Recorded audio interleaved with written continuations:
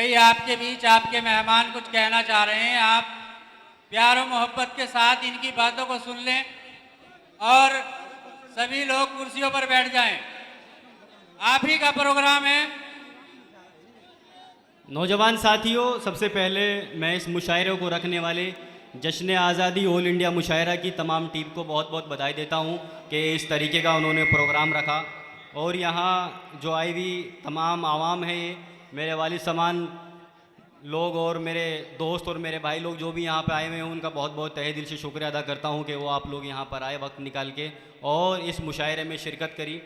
ये मुशायरा जो है मुल्क हिंदुस्तान के अंदर जितनी भी क्रांतिकारी लड़ाइयाँ हुई इस देश के लिए और इस मुल्क के लिए, और मुल्क में जगह जगह कुछ हिस्सों को अलग करने के लिए जो क्रांतिकारी लड़ाई लड़ी गई, उन्हीं को और उन शहीदों की याद में ये प्रोग्राम रखा गया है। मैं सबसे पहले उन तमाम शहीदों को अपनी तरफ से खिराज अकीदत पेश करता हूँ कि उन्होंने अपनी जान को जान ना मानते हुए जिस तरीके के इस मुल्क हिंदुस्तान के अंदर तमाम लड़ाइयों को लड़ा और इस मुल्क हिंदुस्तान को आज़ाद कराने का काम करा, उसी तरीके से जो हमारे अमर शहीद हुए उत्तराखंड की जो लड़ाई थी, इसे एक राज्य का पूर्ण राज्य का दर्जा देने के लिए और इस राज्य को अलग करने के लिए, उस लड़ाई में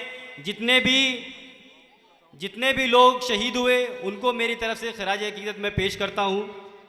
और मैं चंद बातें आपसे कहूँगा मुल्क हिंदुस्तान से मुताल्लिक, और जो सन 57 से लेके सन 47 तक हमारे बुज़ुर्गों ने और हमारे बड़ों ने अपने धर्म को धर्म न मान और किसी जाति में कोई फ़र्क ना करते हुए इस देश की जो लड़ाई लड़ी, आपस में भाईचारे से एक साथ होके, और सन 47 के अंदर इस मुल्क को आज़ाद कराने का काम किया, वो किससे छुपा हुआ नहीं है।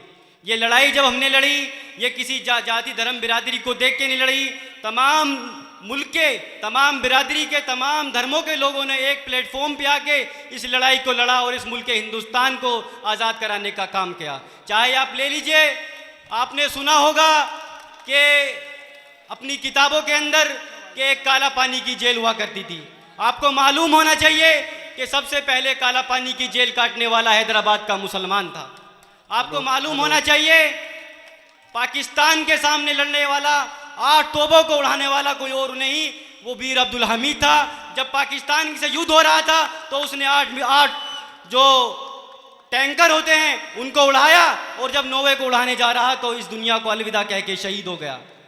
उसी तरीके से जब 57 की लड़ाई चल रही थी, बहादुर शाह जफर को अंग्रेजों ने गिरफ्तार कर लिया और रंगून की जेल में ले जा रहे थे, तो उससे पूछा कि बहादुर शाह जफर अब अपनी जान की माफ़ी मांगो, दमदमे में दम नहीं, खैर मांगो जान की, ए बहादुर शाह जफर ठंडी हुई शमशीर हिंदुस्तान की। तो उस बहादुर शाह जफर ने उस अंग्रेज अफसर को जवान दिया कि जब तक गाजियों में बू रहेगी ईमान की, तख्ते लंदन तक चलेगी तेग हिंदुस्तान की। ये हमारा ईमान था और ये हमारे बड़ों ने इस मुल्क हिंदुस्तान को आज़ाद करने के लिए कुर्बानी दी, वो किसी छुपी हुई नहीं है। लेकिन आज कुछ लोग हमसे इस मुल्क हिंदुस्तान के इस मुसलमान होने के और इस मुल्क हिंदुस्तान का मुसलमान होने का सर्टिफिकेट मांगते हैं। मैं उनको जवाब देना चाहता हूँ, इस मुल्क हिंदुस्तान के अंदर जो फांसी का सिलसिला शुरू हुआ, सबसे पहले फांसी पे चढ़ने वाले कोई और नहीं, शहीद अशफाकुल्लाह खान थे। आप लोगों को मालूम होना चाहिए हमारे बड़े बुजुर्गों ने किस तरीके की कुर्बानियां दी, तब जाके देश आज़ाद हुआ।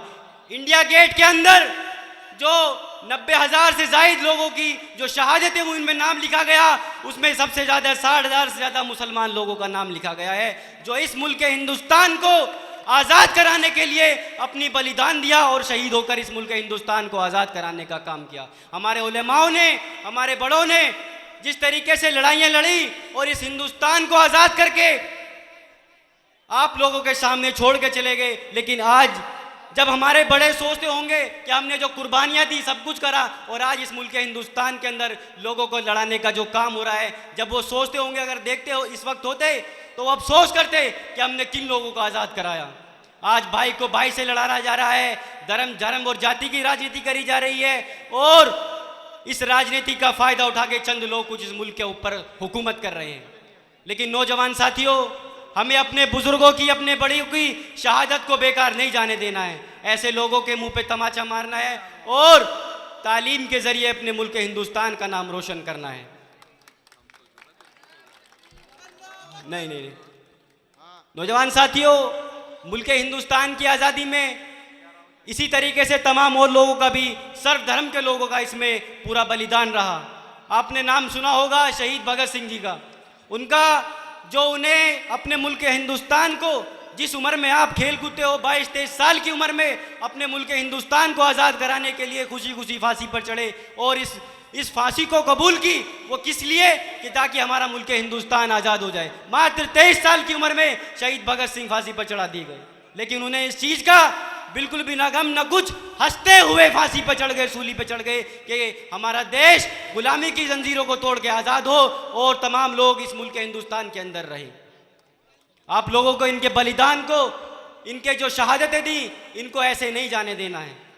इस मुल्क हिंदुस्तान को, सर्व समाज को, सभी धर्म के लोगों को एक साथ लेके और इस मुल्क हिंदुस्तान की जो नींव रखी गई उसी को आगे लेके चलना है और पूरी दुनिया के अंदर अपने लोहा मनवाने का काम करना है। नौजवान साथियों, बात कहने के लिए बहुत कुछ है, लेकिन जो मुल्क के हालात हैं वो आप सभी के सामने है, कोई किसी छुपे भी नहीं है। धर्म की आड़ में लोगों को लड़ाया जा रहा है, जातियों में भेदभाव किया जा रहा है, लोगों को बांटने का काम किया जा रहा है, लेकिन तमाम लोगों को मुत्तहिद होना है, एक प्लेटफॉर्म पे आना है।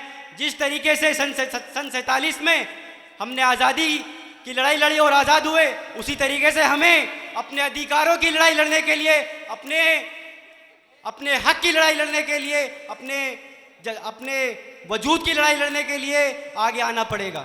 किसी न किसी को तो अपनी कुर्बानी देनी पड़ेगी, क्योंकि हर चीज़ कुर्बानी मांगती है, कोई बिना कुर्बानी कोई हासिल नहीं होता। नौजवान साथियों, बात सुन लोगे तो काम आएगी, वरना आप देख रहे हो मुल्क हिंदुस्तान तो छोड़ो, पूरी दुनिया के अंदर हमारे समुदाय का और हमारे लोगों का क्या हाल हो रहा है। ये एक मुशायरा है स्वतंत्रता सेनानी के लिए। मैं ज़्यादा बात तो नहीं कहूँगा, लेकिन यही कहूँगा अपने बुज़ुर्गों की शहादत को, और जो बुज़ुर्ग हमारे शहीद हुए उनकी कुर्बानी को आप ऐसे बर्बाद ना होने दें, ऐसे से टूट ना दें। इस मुल्क को हमें जोड़ के रखना है। आप तमाम नौजवान अब इस मुल्क की नींव हैं, आप लोगों को इस मुल्क को आगे लेके जाना है, इस मुल्क को पूरी दुनिया के अंदर रिप्रेजेंट करना है, पूरे मुल्क के अंदर रिप्रेजेंट करना अभी आपके हाथ में है कि आप इस मुल्क को किस दिशा में ले जाओगे। अपने शहीदों, जो हमारे बड़े बुजुर्ग शहीद हुए इस देश को आज़ाद कराने के लिए, उनकी शहादत को आप बिल्कुल भी बेकार नहीं जाने दोगे, मुझे पूरी उम्मीद है। तालीम को अपनी ज़िंदगी का मकसद बनाओ, गलत चीज़ों से दूर रहो, नशे से बिल्कुल दूर रहो। यहाँ जो है नशे की बहुत बड़ी लत है। आपके वालिदैन आपको पाल पोसते हैं, बड़ा करते हैं कि मेरा बेटा, मेरी औलाद आगे जाके मेरा नाम रोशन करेगा, मेरा बेटा डॉक्टर बनेगा, इंजीनियर बनेगा, डॉक्टर बनेगा, आईएएस बनेगा, आईपीएस बनेगा, जज बनेगा। लेकिन आप लोग जब नशे की तरफ जाते हो तो यकीनन आपके माँ बाप के क्या बीतती होगी, उनसे पूछिए। आपको पाल पोस के बड़ा किया जाता है, आपकी परवरिश की जाती है, बाप अपने एक वक्त का पेट काट के आपको पढ़ाता है, आपको तालीम देता है। और अगर आप नशे की तरफ जाओगे, तालीम से दूर जाओगे, तो यकीनन उस बाप पे क्या बीतती होगी वो उससे पूछेगा। आप लोग भी एक दिन बाप बनोगे, आप लोग भी एक दिन अपनी इस उम्र में आओगे, तब आप इस चीज़ को सोचोगे। नौजवान साथियों, नशे से बिल्कुल दूर रहो। नशा ऐसी चीज़ है, आपको ज़िंदगी में किसी भी लायक नहीं छोड़ेगा।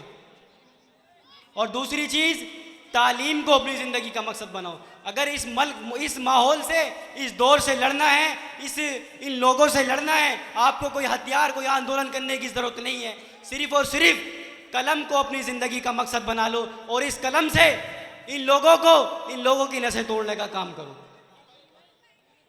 इसी बात के चंद बातों के साथ मैं अपनी बात को ख़त्म करूँगा। नौजवानों को एक शेर से अपनी विदाई लेना चाहूँगा, जो तालीम के ऊपर मैं अक्सर पढ़ता हूँ कि मायूस मत होना अपनी ज़िंदगी से, मायूस मत होना अपनी ज़िंदगी से, किसी भी वक्त तेरा नाम बन सकता है। मायूस मत होना अपनी ज़िंदगी से, किसी भी वक्त तेरा नाम बन सकता है। हौसले हो बुलंद और दिल में हो आग, तो अखबार बेचने वाला भी अब्दुल कलाम बन सकता है।